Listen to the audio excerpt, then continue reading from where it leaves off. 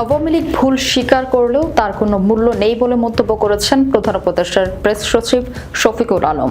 শুক্রবার সকালে মাগুরা শহরের বিজনানন্দ আলী এলাকায় গৌরগোপাল সেবা আশ্রম পরিদর্শন শেষে সাংবাদিকদের সঙ্গে আলাপকালে এসব কথা বলেন তিনি। শফিকুল আলম বলেছেন, মানুষ ভুল করলে ক্ষমা চাওয়া বা অনুতপ্ত হয়, আমরা সবাই ভুল করি, কিন্তু দীর্ঘ 17 মাস পার হয়ে গেলেও দলটি তাদের দ্বারা সংঘটিত হত্যা ও গুমের ঘটনার জন্য কোনো অনুশোচনা প্রকাশ করেনি, এমনকি তারা শান্তিপূর্ণ থাকার কথাও বলেনি।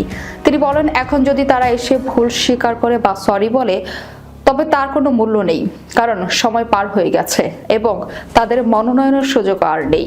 শফিকুল আলম বলেন, বাংলাদেশের রাজনীতিতে আওয়ামী লীগের ভবিষ্যৎ দেখছি না। মানুষের কাছে দলটির গ্রহণযোগ্যতা এখন নেই। বিদেশে বসে দলটির নেতাকর্মীরা উল্টো মিথ্যা তথ্য ছড়াচ্ছে। তারা দাবি করছে 3000 পুলিশকে বেড়ে ফেলা হয়েছে, যা বাস্তবসম্মত নয়। তারা আন্দোলনে অংশ নেওয়া লাখ লাখ ছাত্রছাত্রীকে জঙ্গি হিসেবে বিশ্বের কাছে তুলে ধরার চেষ্টা করছে, যাতে তাদের উপর চালানো হত্যাকাণ্ডকে বৈধতা দেওয়া যায়। এই ধরনের কর্মকাণ্ডের কারণে বাংলাদেশের মানুষ তাদের আর গ্রহণ করবে না।